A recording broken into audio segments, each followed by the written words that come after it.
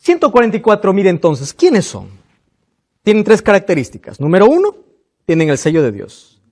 Número 2, pasan por la grande tribulación. Y número 3, han lavado sus ropas en la sangre del Cordero. ¿Quiénes son los 144,000 sellados? Abrimos la Biblia para ver de qué grupo está hablando. Apocalipsis capítulo 7, versículo 4. Apocalipsis capítulo 7, versículo 4. Dice allí, versículo 4, y oí el número de los sellados, 144,000 de todas las tribus de los hijos de Israel. Yo les estoy dando solamente el número, sin embargo hay un contexto, que son los primeros versículos, las cuales ahora recién vamos a leer. La pregunta es, ¿quiénes son esos 144,000 sellados? ¿Y por qué 144,000? ¿Verdad? ¿Por qué ese número? Para resolver eso, vamos a ver el contexto. Apocalipsis capítulo 7, versículo 1. Felipe, ¿puedes leer el versículo 1 hasta el versículo 3, por favor? 7, 1 al 3. Después de esto vi 4 ángeles en pie sobre los 4 ángulos de la tierra, que tenían los 4 vientos de la tierra, para que no soplase viento alguno sobre la tierra, ni sobre el mar, ni sobre ningún árbol. Vi también a otro ángel que subía de donde sale el sol, y tenía el sello de Dios vivo, y clamó a gran voz a los 4 ángeles, a quienes se le había dado el poder de hacer daño a la tierra y al mar, diciendo: no hagáis daño a la tierra ni al mar, ni a los árboles, hasta que hayamos sellado en sus frentes a los siervos de nuestro Dios. Interesante, los 3 versículos que leyó aquí Felipe, habla hace una referencia del número 4 en diversas ocasiones. Primero encontramos 4 ángulos de la tierra. Luego encontramos 4 vientos, ¿verdad? Y luego encontramos a alguien que clama a gran voz a 4 ángeles. Entonces encontramos 4 ángulos, 4 vientos y 4 ángeles. En ese contexto, este ángel que le dice, no suelten los 4 vientos porque hay algo que necesitamos hacer. Recuerdan ustedes que hasta aquí estamos viendo en manera progresiva los acontecimientos que ocurrieron, que ocurren y aquellos que ocurrirán en el tiempo del fin. Y aquí habla de 144,000 sellados. Solo que estos son sellados en un momento especial, cuando los 4 ángeles están a punto de poder soltar los 4 vientos. Ahora fíjense, en el tiempo del fin habrá 2 asuntos que hará que el pueblo cristiano esté dividido. Y a eso lo tomamos como una señal distintiva. Vamos a abrir la Biblia, Isaías capítulo 8, versículo 16. ¿Alguien tiene allí el texto? ¿Puede leer? Yo aquí voy a buscar también el texto. Isaías, tú que estás allí en casa, puedes allí abrir tu Biblia y puedes leer también el texto. ¿Tienen allí? Gracias, Pablo. ¿Qué cosa dice? Ata el testimonio, sella la ley entre mis discípulos. Muchas gracias, Pablo. Ezequiel 20:20 dice, santifiquen mis sábados y sean por señal entre mí y vosotros, para que sepáis que yo soy Jehová, vuestro Dios. Que hay una señal específica dentro de la ley de Dios, y es el mandamiento olvidado, y es el día sábado. Hay algunas personas que interpretan de la siguiente manera. Dice, ¿ustedes predican el sábado porque creen que el sábado salva? Solo somos salvos por gracia. Lo voy a repetir una vez más, porque alguien todavía queda con confusión por allí. La salvación es por gracia. La obediencia no es la causa, es el resultado. Cuando Dios coloca su espíritu en mí, me lleva a vivir en armonía con su palabra. Me lleva a ser obediente a su palabra. Luego nosotros vamos a ver cómo es que llega el otro día a la historia del cristianismo.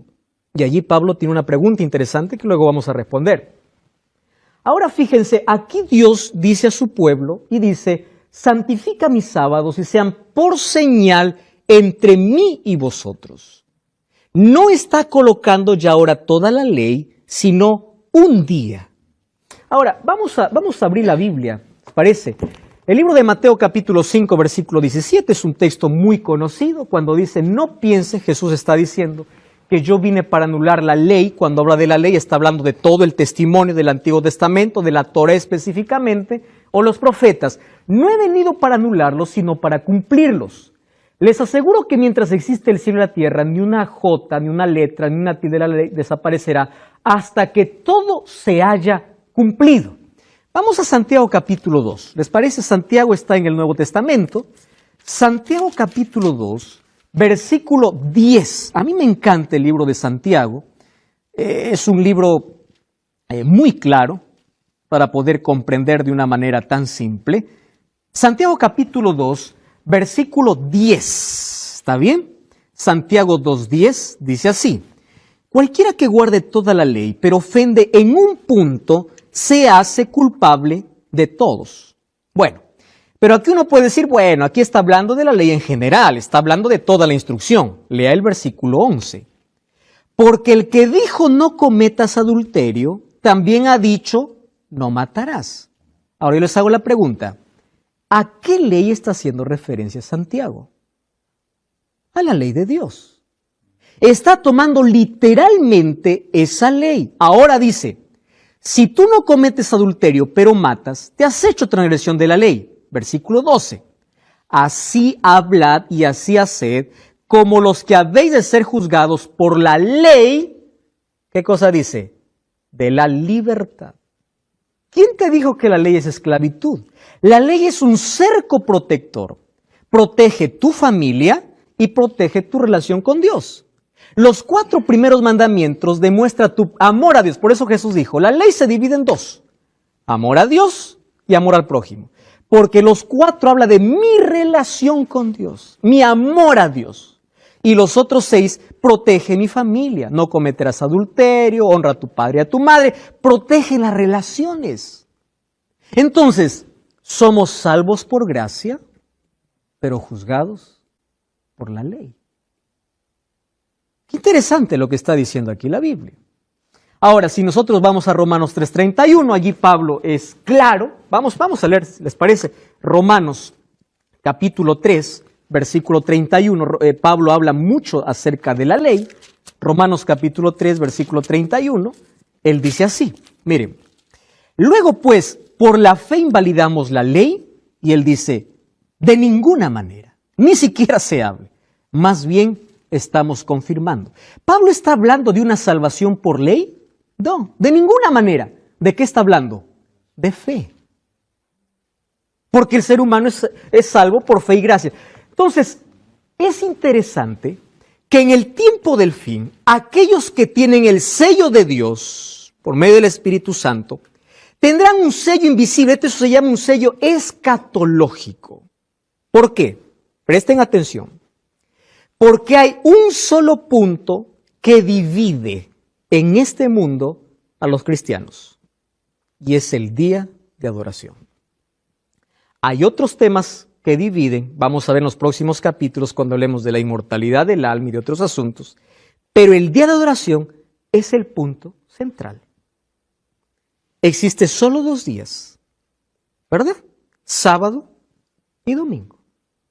Ahora, si un sello era la señal de libramiento o protección, significa que Dios colocará un sello en aquellos que guardan sus mandamientos, reverencian su ley y rehúsan aceptar la señal de la bestia y su imagen. Este tema va a estar interesante, lo vamos a ver en los próximos capítulos. Porque en contraposición al sello, ¿qué cosa está? La marca. Primero revisemos el sello, luego vamos a ver la marca en los próximos capítulos. Miren, yo tengo ese libro, es muy interesante, lo tengo aquí. Este libro es escrito por el doctor Samuel Bacchiocchi.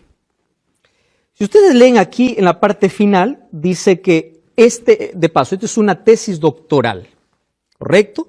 Samuel Bacchiocchi hizo su doctorado en la Universidad Pontífice Gregoriana, en la Pontífice Universidad Gregoriana. Esta tesis fue presentada en el año de 1975, publicado como libro en el año de 1977. Aquí en este libro, bueno, él lo convirtió en libro su tesis, es una tesis doctoral, ¿correcto? Él lo hizo en Roma. En esa tesis lleva el imprimatur del Vaticano. Quiere decir que esta tesis fue aprobada por el Vaticano, ¿correcto? Para que le puedan dar el grado de doctor, tuvo que ser aprobada. ¿De qué hizo su tesis Samuel Bacchiocchi? Esta es una de las evidencias más cercanas que tenemos, aunque ya tiene algunos años. Toda esta tesis se basó en la historia, él hizo una investigación en cómo el domingo ingresó a ser día de adoración dentro de la iglesia cristiana, pero no dada por Dios. Entonces aquí presenta todos los documentos desde la iglesia primitiva, haciendo un recorrido a través de toda la historia de la iglesia. ¿Y saben qué dijo el Vaticano? Es verdad, nosotros aceptamos el día domingo, no dice la Biblia, pero nosotros lo aceptamos. ¿Por qué? Entonces yo tengo aquí otro libro interesante llamado Dies Domini. Es un libro que ustedes pueden ver en cualquier librería. Lo escribió Juan Pablo II, estableciendo las bases de por qué se guarda el día domingo. Y saben, es interesante que lo que él coloca aquí presenta un solo sustento. ¿Cuál es? Guardamos el domingo porque ese día resucitó Jesús. ¿Correcto? ¿Es bíblico? No es bíblico, pero resucitó. Dios lo puso en su palabra, no está en su palabra, pero lo guardamos. Bueno, no voy a hablar de esa historia porque eso lo vamos a hablar un poco después. Ahora, fíjense una cosa. Si aquí en esta tesis doctoral que fue aprobada, donde el domingo ingresó al pueblo o a la iglesia cristiana, no como una orden divina, sino como una tradición humana, y aquí él dice que la única razón por la que se guarda el domingo es la resurrección de Cristo, yo tengo dos respuestas. Vamos a la Biblia, ¿les parece? ¿Es bonito que nosotros podamos tener un monumento de la resurrección o no? Claro, porque celebra la victoria del cristiano. Vamos a Romanos capítulo 6. Romanos capítulo 6. Versículo 1 al 4. ¿Qué pues diremos? ¿Perseveraremos en el pecado para que la gracia abunde? De ninguna manera. Versículo 3. ¿No sabéis que todos los que hemos sido bautizados en Cristo Jesús, hemos sido bautizados en su muerte, porque somos sepultados juntamente con él para muerte por el bautismo, a fin de que como Cristo resucitó de los muertos por la gloria, así andemos en vida nueva? Somos salvos por fe y gracia. Sino que si nosotros queremos ser leales a la palabra de Dios, tenemos que seguir lo que Dios tiene en su palabra. Esto se convierte en una señal o en un sello distintivo. Ya les mostré aquí lo que dice el Papa Juan Pablo II en el libro Dies Domini, ¿verdad? Diciendo que el único sustento es la resurrección de Cristo. Sin embargo, Dios ya colocó un monumento para su creación, para su muerte y para su resurrección. Nosotros no tenemos que colocar nada encima de ello. Muy pronto, desde ahora está dividido, pero muy pronto el cristianismo será solamente dos grupos. Ustedes saben que hoy estamos a grandes pasos de un ecumenismo religioso. ¿Qué cosa es ecumenismo? La unión de las iglesias. Tenemos tantas cosas en común, solo nos cambia el nombre y la placa. Entonces, muy pronto, esto solamente se dividirá en dos grupos. 2 días de adoración. Ojo, el sábado no salva, quien salva es Cristo. Pero el sábado se constituye ahora en un sello visible, en una señal de obediencia de aquellos que tienen el Espíritu Santo y de aquellos que viven en armonía con la voluntad de Dios. No con lo que alguien pueda suponer. Entonces, los 144,000 son personas selladas con el sello de Dios. Y número 2, miren, Apocalipsis capítulo 7, versículo 13 y versículo 14, dice así, 7, 13 y 14. Entonces, uno de los ancianos me habló diciendo, estos están vestidos de ropas blancas. ¿Quiénes son y de dónde han venido? Yo les dije, Señor, tú lo sabes. Él me dijo, estos son los que han salido de la gran tribulación. ¿De qué momento está hablando? Cuando se cierra el tiempo de gracia en el cielo, las 7 plagas caerán sobre la tierra, un tema que veremos a futuro.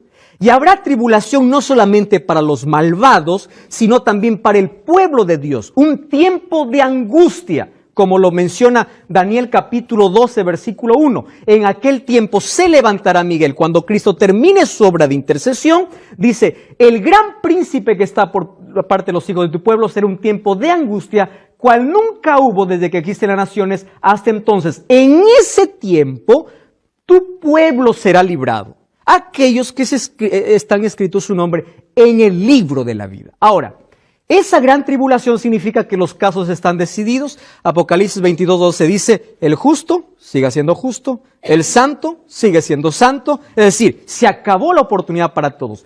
Jeremías capítulo 30, versículos 5 al 7, habla acerca de la angustia de Jacob. Una angustia mental. Jacob, cuando supo que Esaú estaba viniendo, él tenía miedo perder su vida. Número 2, el temor que él tenía era por si su hermano le habría perdonado o no. La angustia que pasarán los hijos de Dios se refiere a esa angustia mental. Pérdidas materiales, ellos están escondidos porque nuevamente vendrá opresión, así como hubo en el pasado para el tiempo final, por ser fieles a Dios. Y la angustia mental por saber si todos sus pecados también han sido perdonados. Ahora, lo que más me encanta es el versículo 14. Miren lo que dice. Y yo le dije, Señor, tú lo sabes, estos son los que han salido de gran tribulación y han lavado sus ropas, ¿en dónde dice? En la sangre del Cordero. Entonces, la salvación es por gracia divina. Lavar la sangre o lavar los vestidos en la sangre del Cordero significa aceptar la justicia de Cristo en lugar de mis méritos.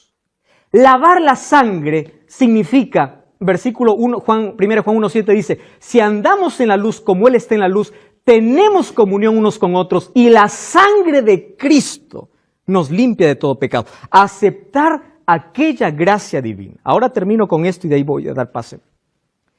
144,000 entonces, ¿quiénes son? Tienen 3 características. Número 1, tienen el sello de Dios. Número 2, pasan por la grande tribulación. Y número 3, han lavado sus ropas en la sangre del Cordero. Son salvos no por méritos, sino por la gracia de Dios. Ahora, 144,000 tiene un significado simbólico. No es que hay 144,000 que van a estar en el cielo. ¿De dónde sale ese número?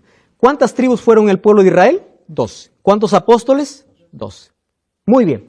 12 por 12. ¿Y de dónde sale el 1000? Cuando el pueblo de Israel salía para la batalla, salía en grupos de 1000. Por eso ahí decía, vienen de millares en millares. Es decir, cada grupo conformaba 1000. Este grupo es aquel pueblo en el tiempo del fin. No estoy hablando de iglesia, estoy hablando de pueblo. Fiel a Dios, que su vida esté en armonía con Dios. Y este grupo, ¿qué cosa está? Preparado para la batalla. ¿Qué batalla? Vamos a ver en los próximos capítulos que existe la última batalla en este mundo, la cual se llama la batalla del Armagedón. Entonces, este grupo sufre persecución, pero aceptó la gracia de Cristo, tiene el sello de Dios. El sello de Dios les protege de las plagas, pero no del otro tipo de angustia. Ahora, fíjense una cosa. El número 12 se repite constantemente, 12,000 estadios, la ciudad santa tiene dimensiones de 12, etcétera, etcétera. Entonces, aquí representa al pueblo de Dios a través de toda la historia. Aquellos fieles hijos de Dios, aquellos que han lavado sus ropas en la sangre del Cordero, han aceptado la gracia de Cristo, y aquellos que tienen ese sello visible en su vida. Entonces, formar parte de este grupo no se trata de una placa de iglesia, sino se trata de fidelidad y de lealtad a la palabra de Dios. Pablo. Pensando en lo que hablabas, que el domingo como monumento a la resurrección, cosa que bíblicamente ya hay un monumento que es el bautismo. Pero no será, según el Salmo 118, verso 24, este es el día que hizo Jehová. nos gozaremos y nos alegraremos en él, en ese día. Y si uno lee el contexto de este salmo, por ejemplo 22, dice, la piedra que desecharon los edificadores ha venido a ser la cabeza del ángulo. De parte de Jehová es esto, y es cosa maravillosa a nuestros ojos. Y eso uno conecta, por ejemplo, con Hechos 4:11, uno va a ver que en qué momento Cristo se constituye en la piedra principal del ángulo. Y es cuando Él resucita. Entonces, el domingo, más que un emblema a la resurrección, sería un emblema cuando Él se constituye en esa principal piedra del ángulo. Excelente. Más la Biblia no muestra ninguna evidencia con que el domingo sea un día de adoración. Cuando habla de este día, este es el día que hizo el Señor. Cuando habla de día, está hablando de por lo menos 3 conceptos. Es el día de salvación.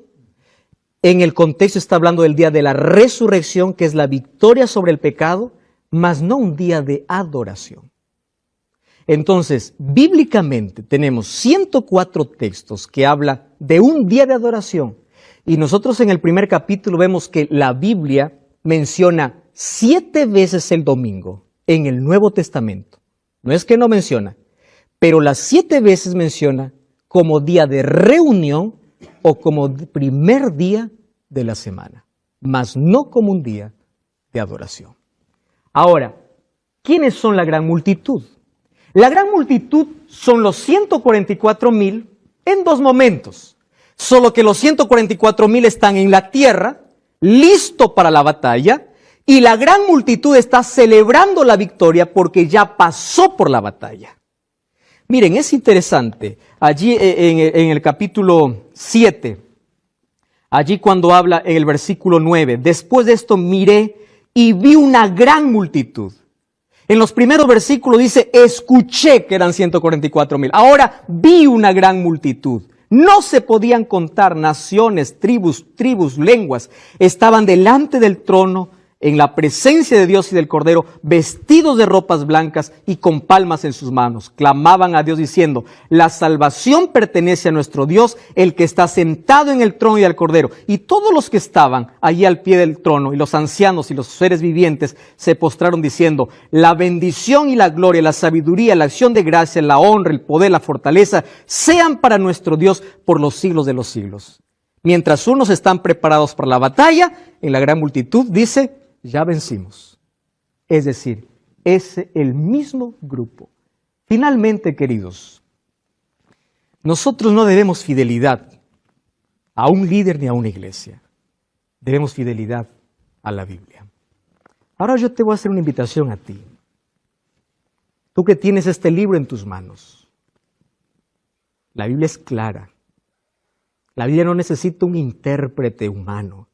La Biblia se interpreta a sí misma. Empieza a revisar el fundamento de tus creencias.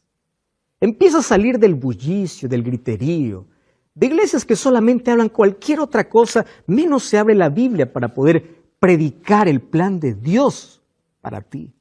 Somos salvos por gracia. Aceptamos esa gracia, pero la gracia nos lleva por el camino de obediencia. Hoy te desafío a dar un paso de fe para que tú y yo podamos formar parte de un pueblo. Y es ese pueblo que se mantiene de parte de Dios y de su palabra. Toma esa decisión de ponerte de parte de lo que Dios tiene en su palabra, sacando todas las tradiciones que tienes en tu vida. Primera de Juan, capítulo 2, versículo 4. Dice aquel que dice yo le conozco, pero no guarda sus mandamientos, el tal es mentiroso y la verdad no está en él. Pero el que guarda su palabra, en este verdaderamente está el amor de Dios. Y en él se ha perfeccionado, porque sabemos que estaba en él. El que dice que permanece en él, debe andar como él andó. Jesús es nuestro máximo ejemplo. Lucas 4:16 dice que su costumbre era en la sinagoga todos los sábados. No porque un día te salve, eres salvo por la gracia de Cristo. Sin embargo, su gracia te transforma y hace que tu vida se pueda poner en armonía con el ejemplo y la voluntad de Dios. Hoy te invito este sábado. Busca una iglesia, que hay una dirección. Busca. Te espero allá. Y vamos a adorar a nuestro Dios. El monumento que levantó en la creación, según Isaías capítulo 66, 22 y 23, será eterno. Ese es el día que Dios separó. Es el día que Dios separó para que tenga un encuentro contigo. Vamos a orar. Querido Dios, ayúdanos a ser fieles y obedientes a tu palabra. Que tu gracia pueda transformar nuestro corazón. Y ayúdanos a colocar nuestra vida en armonía contigo. No por nuestros propios méritos o esfuerzos, sino porque el Espíritu Santo permite ese cambio en nuestra vida. Abre nuestros ojos, ayúdanos a mirar tu verdad y aceptarlo con agrado en nuestro corazón. En nombre de Jesús.